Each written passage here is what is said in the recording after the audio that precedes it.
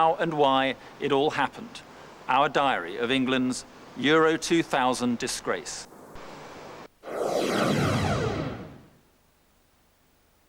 We're coming here to win it, so, you know, maybe some people back home... This was what England had been building for 2 years, the chance to test ourselves against the best in Europe. Unfortunately, it was the same for our hooligans. I'd say the violence is better than the football, but obviously you want your team to win. But the violence is better. You prefer to get a kick-off when your team lose than not get a kick-off when your team win. It was a challenge for the Dutch and Belgian police. They too had been in training for months, long before English and Turkish fans clashed in Copenhagen, and ever since English and Moroccan fans fought in Marseille.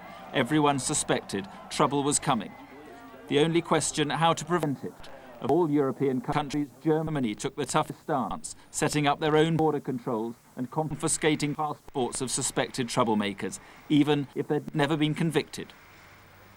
We have a scene of 7,000 violent supporters in Germany, and approximately 290 have been restricted passports, and another 195 have been ruled to report to a police station on certain matches.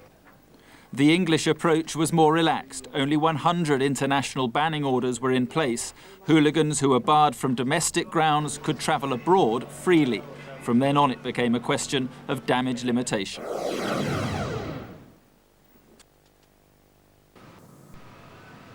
England arrived at their base camp in Spa in confident mood, the players happy to pose for photos with supporters.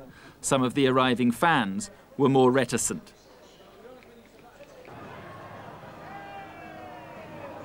Many made straight for the clubs and coffee shops of Amsterdam. The atmosphere in the bars on the main strip was good-humoured, but over in the red light district, things were more boisterous.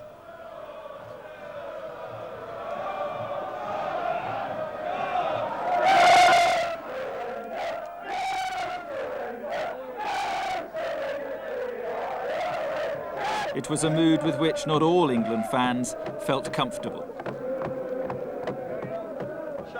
It's a shame we have to carry this burden on our shoulders everywhere we go. I mean, there's always a few who's out looking for trouble. The mood stayed relaxed for England's first game against Portugal in Eindhoven. In the main square, spirits were high, beer was weak, and tickets were changing hands right up till kick-off. The square was lined with touts, some English, some Dutch. Though you were supposed to have your name printed on the ticket, without it, you could still get in the ground. Dutch police adopted a high-profile, low-friction approach. Regular officers were supported by teams of spotters looking out for troublemakers. British intelligence sources had given them 500 names to watch out for. We had intelligence that there were a significant number of hooligans in the UK planning to travel to the European Championships, that they were intent, if the opportunity presented itself, on instigating or reacting to provocation, and that they had the capability to engage in violent, long-standing, ongoing disorder if it wasn't contained and dealt with properly. In towards Nuno Gomes, 3-2 to Portugal. 2 surprise results on one night. England were beaten and the fans took defeat well. The cynics said it was too good to last. 4 nights later in Brussels, they were proved right.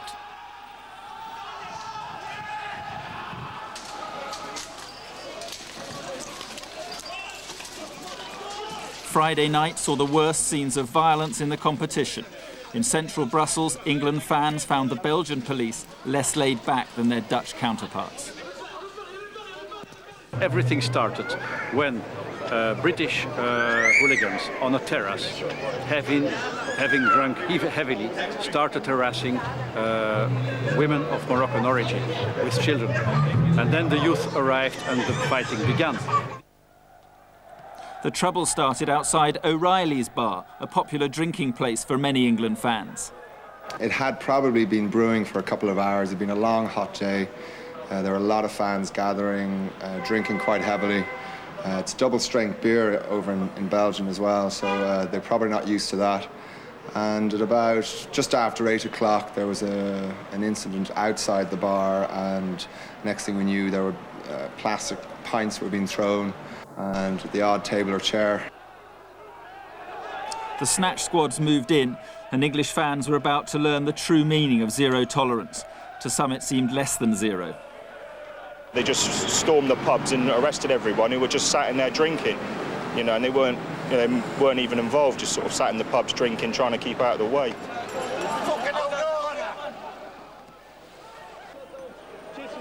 As the trouble spread, tear gas was thrown into a neighbouring bar. Those inside were rounded up and arrested. The police cells were filling up at a rapid rate. Do you regret making so many arrests? No, not at all. I think we should have made more. You think you should have made more arrests? Yes, of course. And do you think the zero tolerance, as it's being called, you think that works, do you? It works, I'm sure it works. The pictures were to shame Britain. The whole drama was captured by the TV cameras. English thugs were getting their comeuppance at last, and it all played out in front of an appreciative local audience.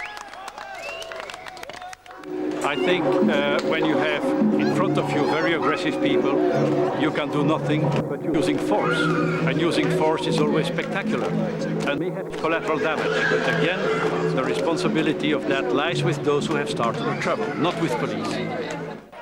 Whilst it's certainly not all of the English fans, there was definitely a core group of guys who were drinking here and in the other cafes around that were here for one reason, and that was to create trouble, which they succeeded in doing. The next morning, 300 Britons were deported. O'Reilly's was closed till further notice, and people were feeling nervous about England's match with Germany.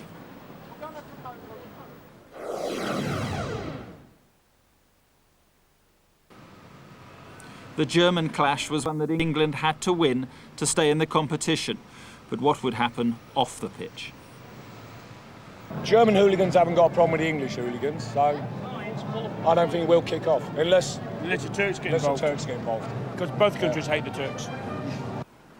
The game was played in the Belgian mining town of Charleroi, in a stadium too small to hold the thousands who wanted to get in. Some fans who didn't have their passports with them made it no further than the train station. Those who did made their way to the soon-to-be famous main square.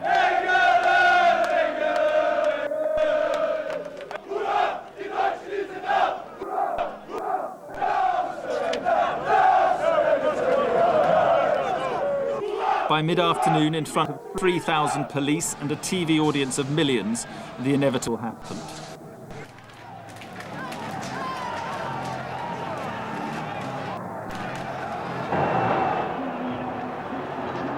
What followed was 20 minutes of mayhem that cost England dear. Plastic tables and chairs were thrown, but the real damage was incalculable. To seasoned observers, it was nothing on the scale of Marseille or even Copenhagen, but another major competition had been tarnished, and as a football nation, England was once again the pariah of Europe.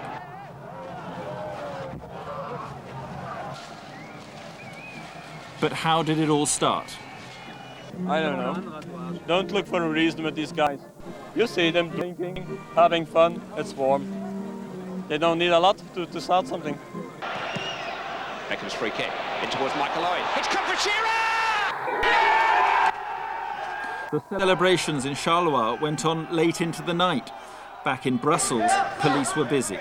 They recovered a gun and later Molotov cocktails. These people were not England fans, but the following day's headlines had already been written.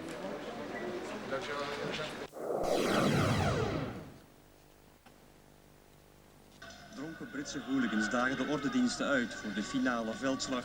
Watching TV over the next few days was a uniquely depressing experience. The pictures looked bad in any language. Like animals. That's what you think, is it? That's what I think. That's become the brand image now. People think of Britain and think of hooligans, I think. Supporters. So why do they do it? We asked a football hooligan, one of the tiny number actually prevented from travelling abroad. He insisted we disguise his identity. It's just a great day out, everything. When you get up in the morning, you're buzzing, going away on a train, arriving, have a drink, getting into it, and you get a result with the other mob. It's good. Everyone goes through with their own group that are organising their own travel, and then when they get there, they meet up with the other teams and take it from there, really. There's a good Tottenham firm out there, Newcastle, Middlesbrough, Oldham, Shrewsbury. People who've just got in there going a direct route. I know people who've got in their direct flight who've actually been turned away from countries before. I don't know how people are getting in. That's that.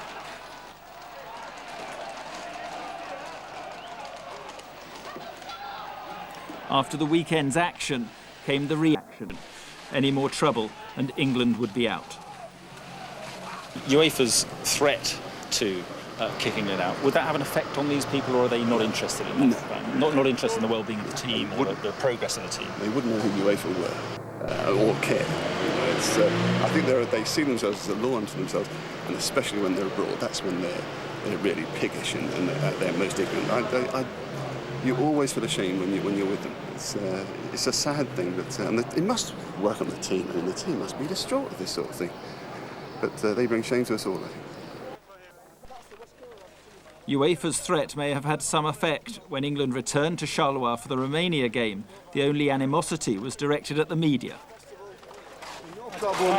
We show 1 minute of violence out of 24 hours, and we've been here 4 days and we've had not 1 minute of violence. So. You lot have stereotypes, all the England lot, so they just arrested everybody because we're all thugs. We're not. And that's what it's all about. You won't know a football hooligan if you see one. Would the violence be repeated? We never got the chance to find out. Fortunately, some might say, we were knocked out before we were kicked out.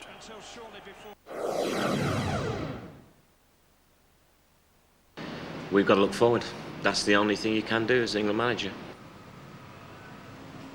Well, England may have gone, but Euro 2000 goes on. The quarter-finals are this weekend. We won't know the eventual winner for 10 days or so, but we can tell you the losers right now. The British Police Service is Top of the list, Jack Straw and the government, forced to make an embarrassing apology and to promise belatedly to try to stop thugs travelling in future. The other big loser, England's bid to host the World Cup. We beat Germany on the pitch, but surely they now have the upper hand in the race to stage soccer's showpiece. We continue with our bid. We believe, and by common consent, we have the strongest bid, and we intend to pursue that bid. Unfortunately, one must admit that it has been affected by the events of Charleroi and Brussels, but to what extent it's been affected or damaged, we still do not know, and that is why we are now going round and discussing with the FIFA members to find out exactly how they now view England's bid. But perhaps the biggest losers in all this are the ordinary English soccer fans, the reputation of the thousands genuinely interested in football, blighted by those whose sole purpose is violence.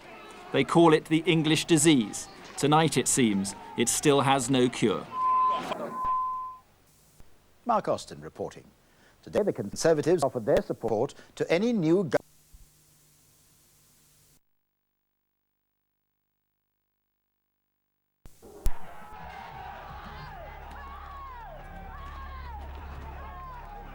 Now look north with Wendy Gibson. BBC One. Before Chambers, we drop in on the royal family, where it's war.